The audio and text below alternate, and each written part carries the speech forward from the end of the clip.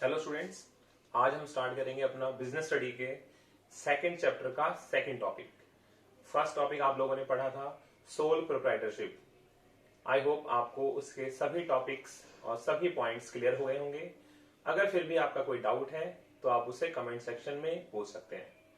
आज हम पढ़ने जा रहे हैं हिंदू अनडिवाइडेड फैमिली बिजनेस, जिसको हम शॉर्ट में HUF भी बोलते हैं।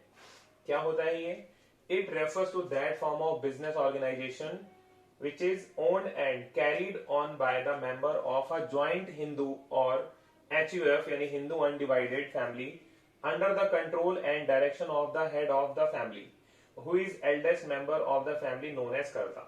यानी ये जो बिजनेस होता है ये किसी भी एंसेस्ट्रल प्रॉपर्टी यानी अगर किसी भी पुरानी पूर्वजों की जो हमारी प्रॉपर्टी होती है उस प्रॉपर्टी में ये बिजनेस चलाया जाता है और इसके अंदर फैमिली के जितने मेंबर्स होते हैं वो सभी इस बिजनेस के मेंबर माने जाते हैं। यहां पर जो सबसे हेड पर्सन होता है उसको हम बोलते हैं कर्ता और उसी के पास सारी पावर होती है। जितने भी डिसीजंस लेने हैं इन सभी का जो भी रोल होता है वो सब कौन प्ले करता है? कर्ता।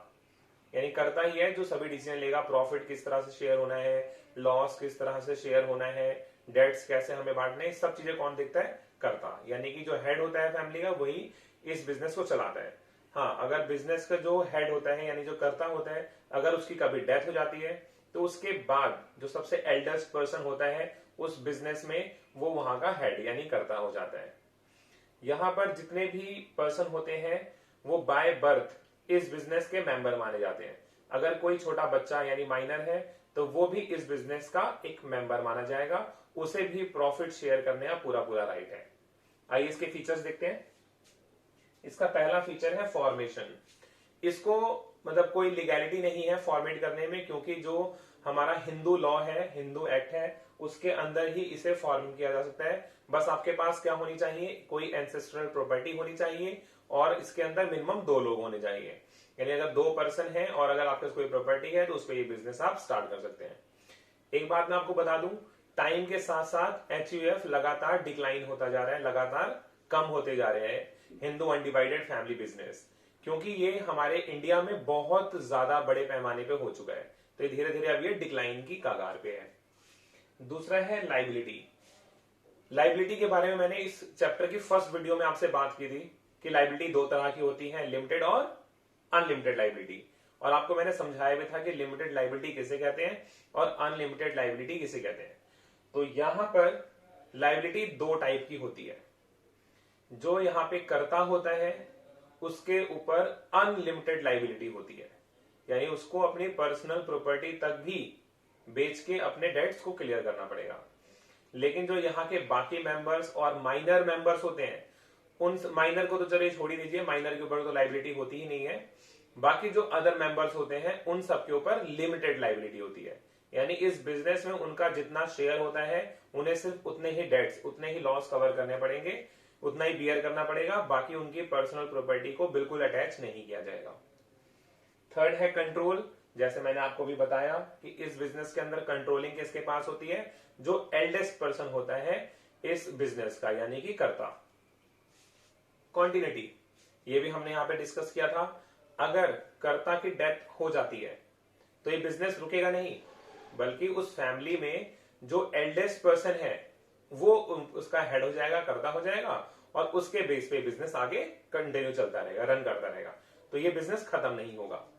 हाँ, अगर कोई खत्म करना चाहता है, उसको एक्ट में हटाना चाहता है तो वो उनकी खुद की अपनी मर्जी, उसके बेस पे वो हटा सकते हैं। वैसे किसी के मरने से बिजनेस नहीं रुकता। माइनर मेंबर, मैंने आपको बताया, कोई भी अगर जन्म लेता है उस फैमिली में तो वो उस बिजनेस का मेंबर बन जाता है। हाँ, जब तक ये मेजर नहीं होता है, 18 साल का नहीं हो जाता, तब तक इसको लॉस बियर करने की जरूरत नहीं है। बाकी प्रॉफिट में इसका पूरा पूरा हिस्सा होता है। रजिस्ट्रेशन, इसका रजिस्ट्रेशन हमें कराने की कोई नीड नहीं होती है, क्योंकि ये हिंदू एक्ट, हिंदू लॉ के थ्रू ये रजिस्टर्ड होता है उसके अंदर, और हिंदू जो एक्ट है हमारा वही इसको मैनेज करता है। ठीक है, तो अगर HUF से कोई भी क्वेश्चन आपके एग्जाम में आएगा तो इसकी डेफिनेशन या फिर इसके फीचर्स ही पूछे जाएंगे। इससे ज्यादा इस टॉपिक में कुछ भी आपसे नहीं पूछा जाएगा। ठीक है, तो ये हमारा सेकंड टॉपिक था। पहला सोल प्रोप्राइटरशिप था, जिसके हमने मीनिंग और उसके हमने मेरिट्स, फीचर, डिमेरिट पढ़ा था। अब ये एचयूएफ हो गया। थर्ड है हमारा पार्टनरशिप। पार्टनरशिप तो आप सभी को पता है, साझेदारी, मिलके किसी के साथ काम करना, ठीक है, बहुत सुना होगा आप लोगों ने। और पार्टनरशिप, आप कॉमर्स के स्टूडेंट हैं, पार्टनरशिप आपको बहुत आगे तक भी काम आएगी। आप इसको बीकॉम में भी पढ़ेंगे, आप इसको सीए, सीएस, सीडब्ल्यूए जो भी करेंगे उन सभी जगह आपको ये मिलेगा। और अगर कोई बच्चा लॉ करना चाहता है तो लीगैलिटी पढ़ना ही पड़ेगा उसको, और 11th क्लास में इसका बेस है। हाँ, ये चीजें आपको आगे भी मिलेंगी पढ़ने के लिए, थोड़े ब्रॉड लेवल पे, बस 11th में थोड़ा सा ये कम लेवल पे है। यहाँ बहुत ज्यादा सेक्शंस नहीं है, बहुत ज्यादा लीगैलिटी नहीं दिया हुआ 11th में, बाकी आगे आपको सब कुछ इसमें मिलेगा। तो पार्टनरशिप देखते हैं। Partnership is the relation between person who have agreed to, यहां पे हर वर्ड को आप देखिए, agreed to share profits of a business carried on by all, carried on by all, और any one of them acting for all. इसका क्या meaning है, आइए हम समझते हैं। तो पार्टनरशिप कुछ लोगों के बीच में वो रिलेशनशिप है जहां पर वो सभी एग्रीड हैं उस बिजनेस में प्रॉफिट शेयर करने के लिए। कुछ लोगों के बीच में रिलेशनशिप जहां पे वो किसी बिजनेस के अंदर प्रॉफिट शेयर करने के लिए एग्री हैं एक दूसरे से।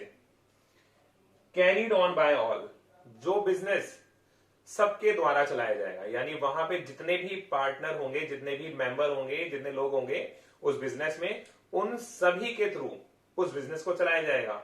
या फिर और any one of them acting for all, या उनमें से कोई सिर्फ एक ही काम करेगा, तो वो जो काम करेगा वो सबके ऊपर लाइबल होगा, सबके ऊपर एनफोर्स होगा।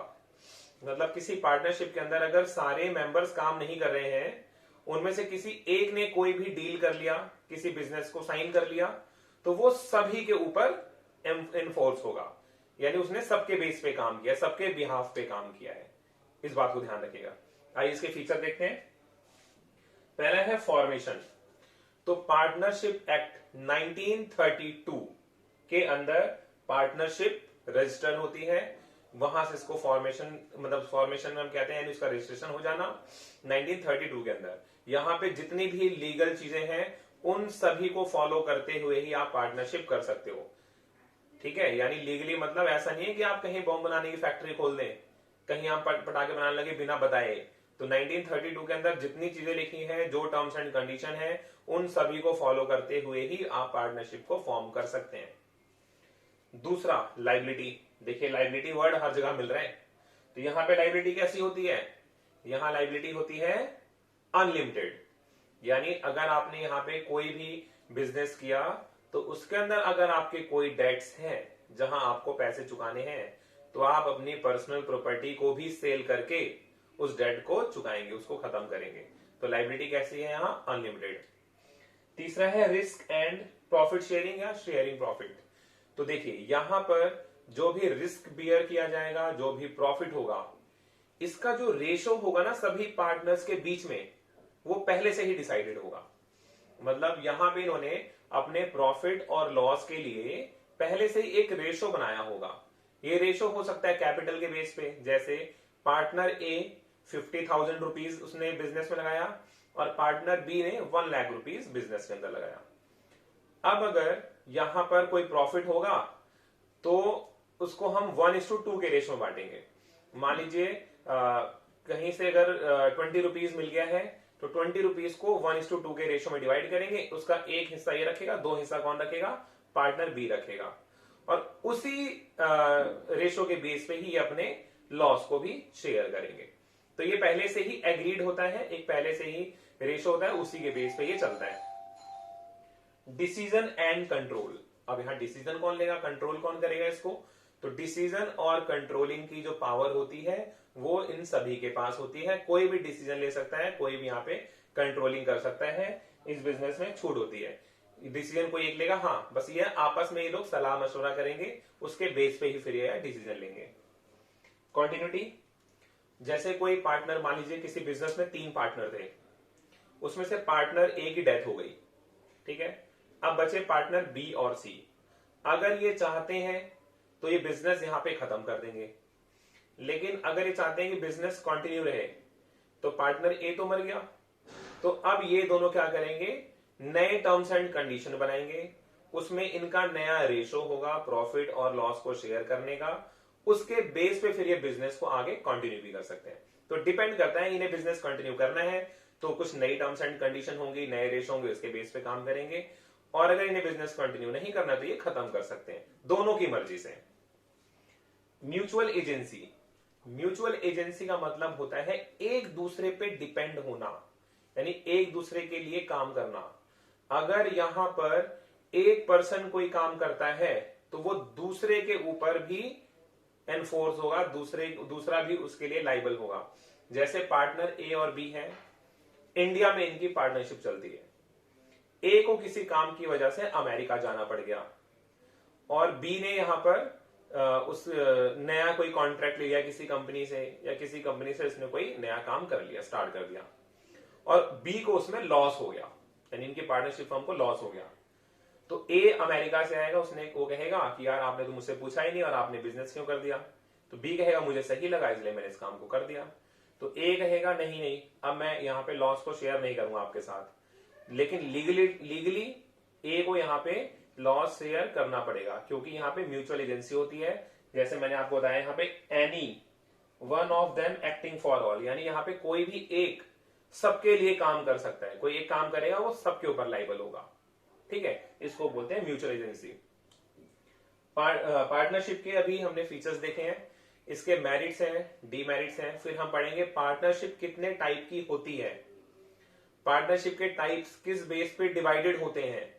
तो पार्टनरशिप अभी हमारा लंबा टॉपिक है, इसको हम अगली क्लास में भी देखेंगे और हो सकता है उससे नेक्स्ट क्लास में भी, यानी नेक्स्ट लेक्चर में भी हमारा पार्टनरशिप कंटिन्यू रहेगा। तो मिनिमम अभी 2 लेक्चर और पार्टनरशिप के होने बाकी हैं, फिर उसके बाद हम इसके बाकी टॉपिक्स देखेंगे, ठीक है।